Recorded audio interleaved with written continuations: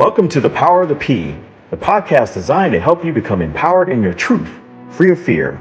I'm E.L. Brooks, your host, here to bring you expert advice and effective tools based on neuroscience to help you deal with all the stressors in life, relationships, and work. I'm here to keep you off that struggle bus through the power of the P. Are you ready? Then let's go. Welcome to the Power of the P. Welcome to the Power of the P, episode number 2. Welcome to the Power of the P, episode number 3. Welcome to the Power of the P, episode number 4. Welcome to the Power of the P, episode number 5. Welcome to the Power of the P, episode number 6. Welcome to the Power of the P, episode number 7. Welcome to the Power of the P, episode number 8. Welcome to the Power of the P, episode number 9. Welcome to the Power of the P, episode number 10.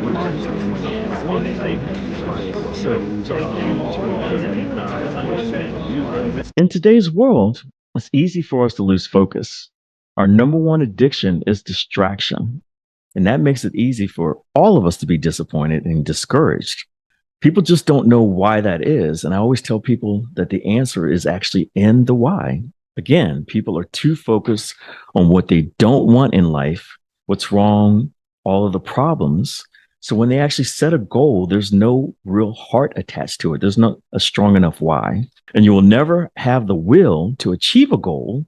Why? Because a stronger emotion is there that is keeping you stuck. And that stronger emotion is fear. Stress is fear. So your nervous system, when it's overwhelmed, will always seek the path of least resistance.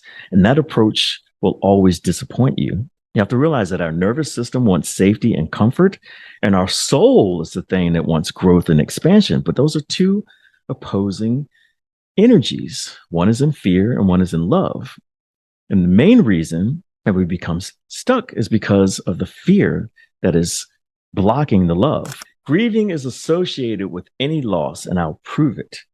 If you get a flat tire, what is the first thing that you do? It's like, oh, you look at it, it's like, you're in shock, you're in denial. No. What? And then you get angry, like, this can't be happening right now. I can't afford this. I'm running late, right? And then you start bargaining. Maybe it's just a slow leak. Maybe if I go and pump some air in it, my trouble will be gone, right? And then finally, you just realize that, nope, it's a true flat. I need to call a tow truck. That's acceptance. If we don't know who we truly are, how do we expect others to know? How do we expect to connect with others if we don't connect with ourselves? We have to realize that our battle is an internal battle between love and fear. Our core self and our shadow and our ego states that form what I call our self gap that needs to close. Know thyself is to know your soul. In life, all we're ever doing constantly is collecting data. When we're not focusing on what we want, our subconscious is collecting data to confirm a hidden fear belief that causes us to be stuck and unaligned. It's unconsciously filtering our inputs through a fear lens, and this causes us to focus on what we don't want, the pain, the problems, and the doubt. But once we are aware of what we do want, we have better control over the inputs, and we can eliminate the things that cause us the pain and be clear about the things that bring us joy. And joy allows us to stop chasing imaginary destinations because we now know there's no finish line. Inner peace is a way of being moment to moment, which means that you have to work on it constantly. There's no destination. You don't reach inner peace and it's like, and all the work stops. No, it's working on yourself to ensure that your automatic responses are actually conscious responses, not unconscious reactions to false threats perceived by the ego. It's actually removing certain ego states. You'll learn when you take our courses that we need our adult ego. It's the only ego that's rooted in the here and now, and that allows us to be present and intentional, and that creates our drive. So inner peace is more like a skill that you work on daily. It's repetitive. Repetition is the mother of all skills. So for me, it's repetitive mind-body rituals that put my mind, body, and soul in harmony, in a homeostasis state, in my parasympathetic. And that allows me to view life through a lens of calm and clarity, not through a lens of stress and chaos. Remember, we don't see the world as it is. We see the world as we are. So the first combination is you're brushing your teeth. You're deciding which show to watch, right? These are the things that are automatic to us. And this should be considered our autopilot zone. Next are the two that we actually need to overcome. Next combination is bad habits. The high effort is the conscious thought that says, get off that couch. You know, you need to do the report, right? Stop eating those chips. That's sabotaging your weight loss plans. This should be considered our distraction procrastination zone that we all need to overcome and improve. So this is where you are, Maggie, right? You have a conscious effort to improve on your morning routine, but you have low energy, which is preventing you from being able to figure out how to execute. You may be indulging in some habits that may be robbing you of your energy, keeping that energy low, which keeps you distracted. Again, our number one addiction is distraction. We're all going down rabbit holes, right?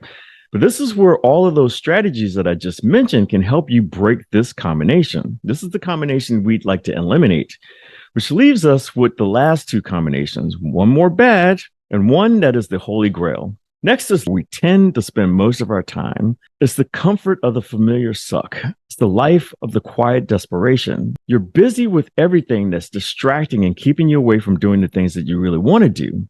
In a previous episode, we talked about habits that bring us very low return on investments, very low ROIs. This is what that would look like if it was a formula. This should be considered our stress and overwhelm zone. We believe that there's not enough time, not enough money, not enough energy because we're so distracted and focused on all of our problems. We're so distracted that we don't have the capacity to focus on what we want, which leaves us with the final combination, the Holy Grail.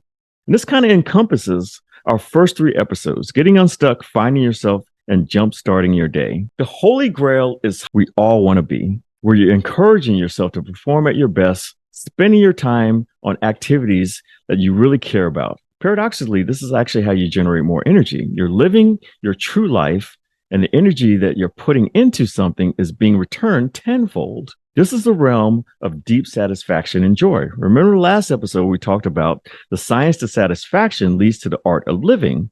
If that were a formula, it would be high effort and high energy. And this, Maggie, should be considered your prime time zone. Again, I prime by taking my daily meds. And again, that is proven rituals to influence mindset and energy. Priming in the morning helps you set a productive and empowering tone for the day. It helps you regulate your energy to master your emotions and emotional state. With consistent practice, this allows you to eventually change your mindset and your emotional state, which allows you to start to breathe and respond and no longer get overwhelmed, triggered, and reactive. And this is really good stuff to know. Like I said, these 11 strategies have probably had the biggest impact on my life. It's good knowledge, but remember, knowledge without action is useless. So go out there and act on it now. Get into your prime time zone. Emotional intelligence is the key to life. It's the key to our longevity, actually. It's the key to sustainable relationships, and quality relationships is the major contributor to our longevity. We're a social species, and when we're not getting along with each other, destruction ensues. And we're witnessing that all across the world, as a lot of people feel that we're the most divided as a society. And the easiest way to fix this is for all of us to develop emotional intelligence. Moving in the energy of love allows you to tap into those latent qualities like compassion and empathy. So you no longer see people attacking your character. You actually stop seeing all of the false threats. And instead, you start seeing people's anger as wings, but it's being blocked by the amygdala, by the shadow and the ego in the form of pride. Why? Because we're outwardly facing, blindly chasing things in the outer world, which is preventing the majority of people to turn inwards to discover their own inner world. We're numbing and we're dumbing down our connection to self. The inner world is where the magic resides. It's where the treasures we all seek live. And when you make it a defining moment, like Katrina did, to look inward and address your lack and inadequacy narratives that's buried deep inside your subconscious, that's when your life changes. That's when the affliction subsides. Your flame of fury actually starts to burn slower. When you're no longer afraid, no longer vibrating in fear, you're connected back into the energy of love. You're actually in the vortex of love. And that's when the amygdala is no longer sending out these false alarms. You're more present, you're more conscious, you're living in your prefrontal cortex, your human brain. And when you're in your human brain, there's no more animal and ego reactions. This is pure consciousness that leads to conscious response rooted in your truth. You're now worthy and mindful. And when you're mindful, you can start to control space and time, and you can see those agents for what they are. which are false threats that are inferior to your new superpowers.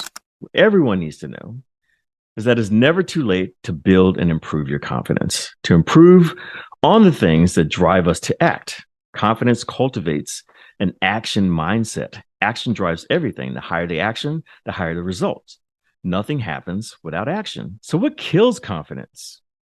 Well, it's our perspective around a lot of things: time, age, gender, appearance, really the meanings that we learn through society's constructs, which if you break down the word construct, it literally means deceptive structure. So there's so many factors that we can name that kill our confidence. But you know me, I like to focus on the drivers underneath that cause what we call the emotional state to feel less than. And that is around a certain mindset, or what we call mind traps. So going back to Winthrop, he lost his confidence because he started to feel less than.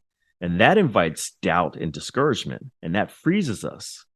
So we can no longer take action because we're now trapped in these disempowering thoughts and emotions. So when our confidence drops, we have a lower net worth. That is our neurological energetic transmission. And we start to experience and emit lower energy. We're emitting lower vibrations, and we're experiencing lower emotions below the support line of life. And that is due to the meanings and the beliefs that are around that disempowering mindset. So this is important. So I really want you to pay attention. This is why you can't win arguments with a narcissist. They're constantly in defense mode. They're finding anything and everything to throw at you, which is why most of the arguments end up taking a left turn, right? I know I've experienced that. They strategically pull in irrelevant topics that have nothing to do with the original argument. It's part of their strategy, whether they realize it or not. It's a survival tactic to ward off pain and disappointment. Again, they never want to be hurt again. And unfortunately, it's a hurt people strategy. Remember, whether we realize it or not, everything we do sits on top of a strategy. That strategy is either controlled by our unconscious mind and our nervous system, or when you become emotionally stable, it's intentionally controlled by your conscious mind. So our goal as normal humans is to align and to be aware or conscious of the strategies that we're deploying to make sure that they're serving our best interests in a loving, harmonious way. But a narcissist is really devoid of real love, empathy, compassion. So unfortunately, this never applies to them. So again, these are theories. I really want to emphasize that. These are theories, right? This is what psychodynamicists say. Now, let's face it, these are theories, and these theories don't make it easier for you to deal with the suffering that you may have encountered, right? But if you're like me, if I better understand the driver of behavior, it makes the forgiving process a lot easier and faster. And remember, forgiveness is really the gift that you're giving to yourself. If you ever find yourself consistently walking on eggshells around a person, that's actually your nervous system telling you that you're not in the right environment. You're actually in the wrong environment. So I'm going to say that one more time. If you ever find yourself consistently walking on eggshells around a person, that's your nervous system telling you that you're in the wrong environment, period. Remember, our psychological safety is made up of our mindset and our settings. That's the environment that we place ourselves in, right? It's called the settings. And this could be people, places, or being around certain things like guns and weapons. I actually know some people that get anxious around fire pits, right? But if you're consistently walking around on eggshells, that's actually your body telling you that it doesn't feel safe. You need to listen to it.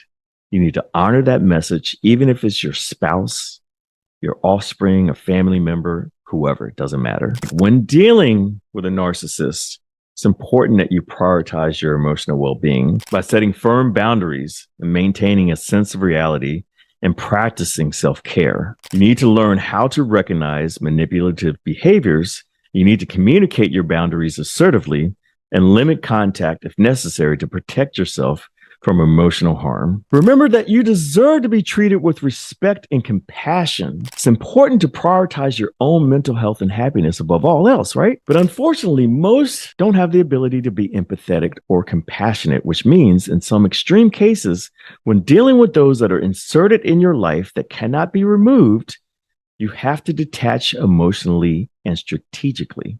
In any area of your life that you want to change, you need to know this.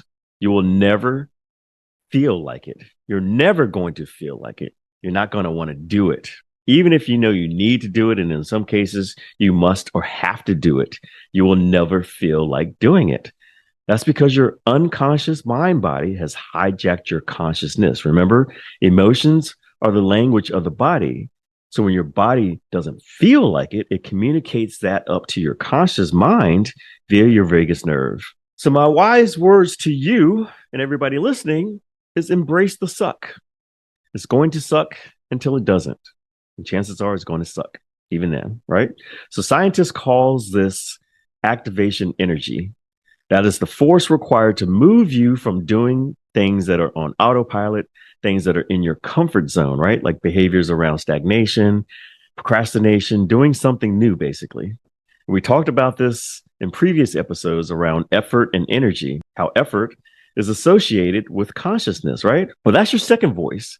Or in some cases, it's your first voice around survival and consequences, right?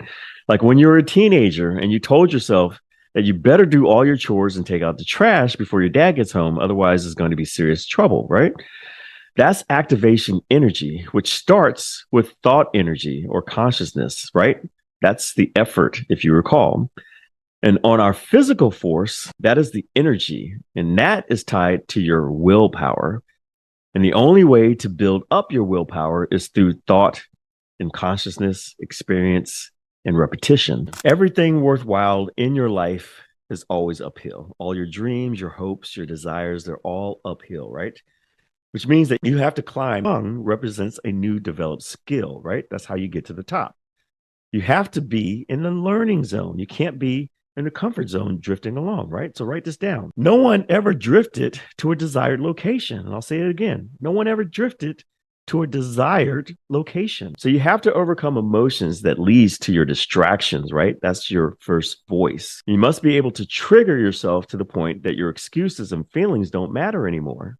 That's your second voice, right? You have to remember that successful people are really just better at convincing themselves to do the things that they don't want to do, right? They realize that it takes sacrifice and discipline. So they talk to themselves in a loving way. All successful relationships, according to the Gottman Institute, have a similar theme. It's kind and loving conversations. Remember, you're going to talk to yourself more than anyone else on the planet.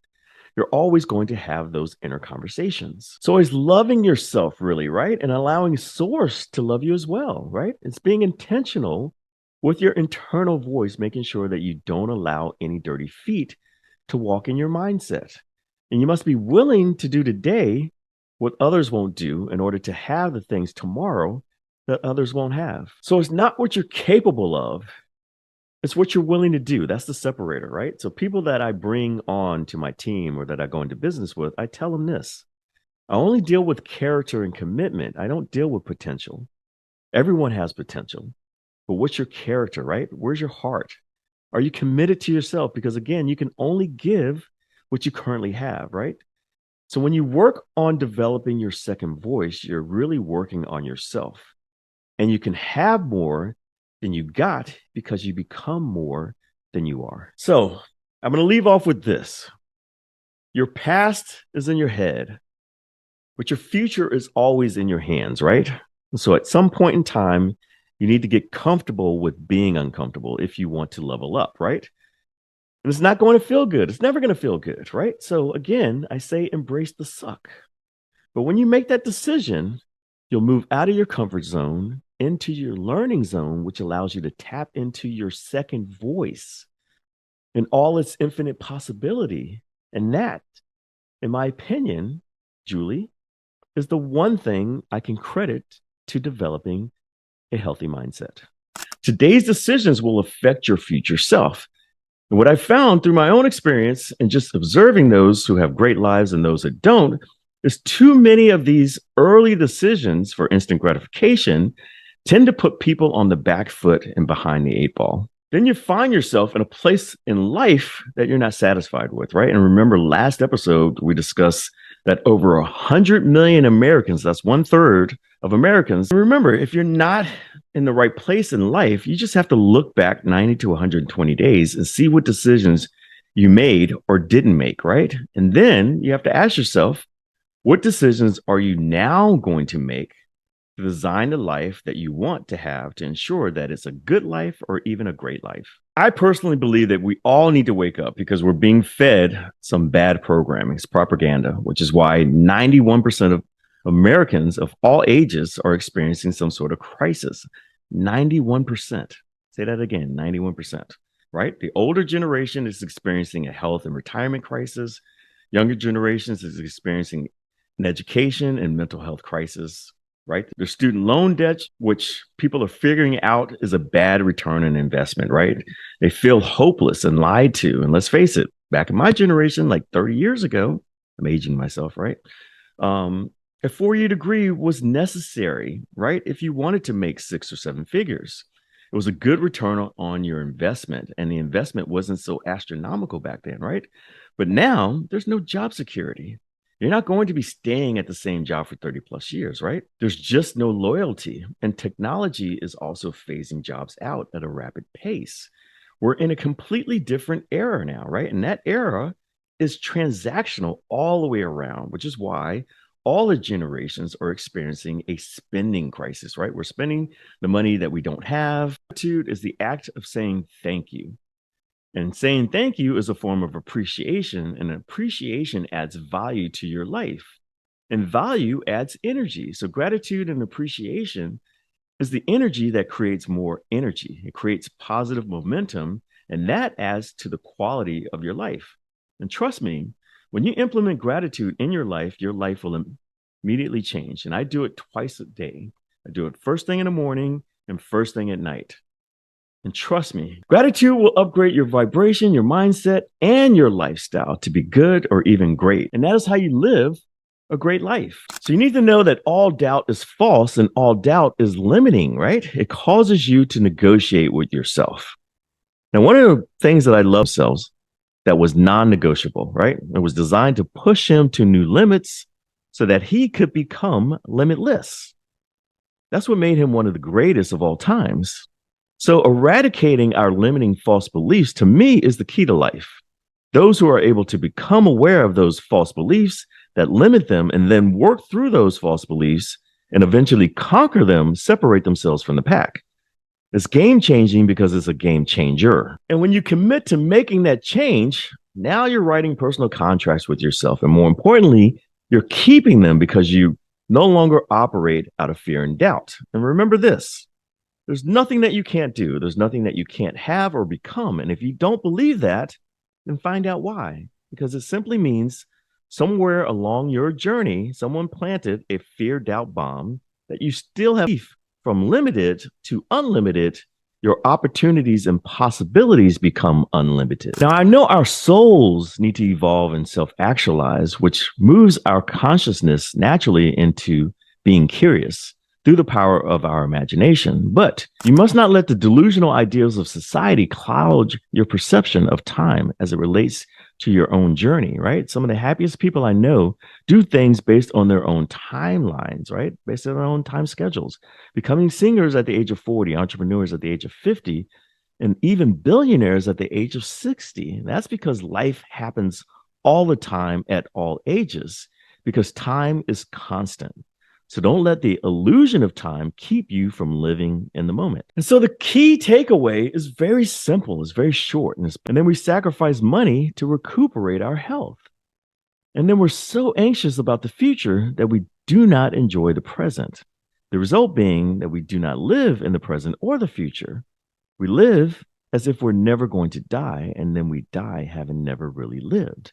And that quote gets me every single time. And another one that I think is so insightful is by as much as they're looking for the experience of being alive. And you can feel more alive, making sure that you don't allow your life to be controlled by these 6 guiding principles that we just mentioned.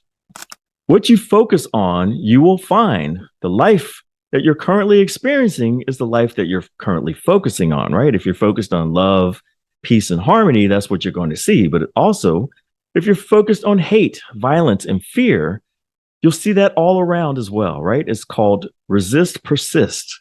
That's because we're manifesting all the time, 24/7, 365 days of the year. Most people focus on what they don't want in life, right? And so they see more of what they don't want. It's because that energy is stronger. It's the strongest. But the same is true on the flip side, right? And I know that you've all heard the saying, we're always searching for the good in people, right? That was me. I always saw the good in people, and sometimes at the cost of blindly omitting the bad. But my point is, what you decide to feed your mindset and your consciousness, you will experience, right? It's all resides inside the meanings that we place on people, places, and things. Our meanings are tied to our emotions that influence our behaviors and actions. So whatever meanings you give your life becomes your life. And I'll say that one more time. Whatever meaning you give your life becomes your life. Meanings trigger automatic emotions, right? So disrespect triggers anger, criticism triggers anger, shame, and shutdown, and worry triggers sadness, fear, scarcity, right? So emotional regulation is really evaluating the meaning of things, right? The meaning you place on things. In other words, the judgment, which is not love, right? Love triggers happiness. Love triggers love. Love triggers surprise, arousal. Love is curiosity. It's our imagination. And with love, you never need to be a victim, right? Because there's always another perspective. That's the power of the P. The power of the P, or the power of perspective, is that we get to choose, right? Perspective is everything, right? It could be heartbreak, or it could be alignment. It could be failure, or it could be a lesson.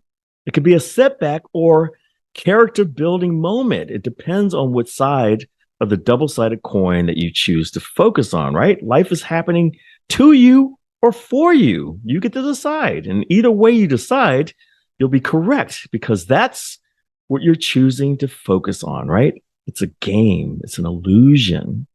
And you need to know that. The key is there is no reality. We choose our reality based on the meanings that we give each moment and the meanings that we give in our lives, which is the reason why most of us can easily fluctuate, right? But you can always make a shift every single moment to always look at the head side up, right? Look for the good in people, be intentional about being positive. Look at all the challenges and adversities as opportunities to grow and improve. Embrace and love who you are now and look forward to the person you are becoming and will become, right? Remember, it's not what you achieve and accomplish that's important. It's the person you become. So focus on becoming a great person that positively impacts the lives of others. Always be yourself. Do the things that make you happy or better. Know that your time is limited. So focus on becoming intentional by surrounding yourself with greatness. And last, learn to love and fall in love with loving yourself and others, and your life will immediately change. Now you know. One love. Today's episode was sponsored by Help to Love, a platform to open your mind, achieve mental agility, and integrate into the person that you're meant to be. With a wealth of resources and expert advice at your fingertips, Help to Love makes prioritizing your mental well-being easier than ever. It's a non-judgmental approach to mental wellness to help you design that 10x life you deserve.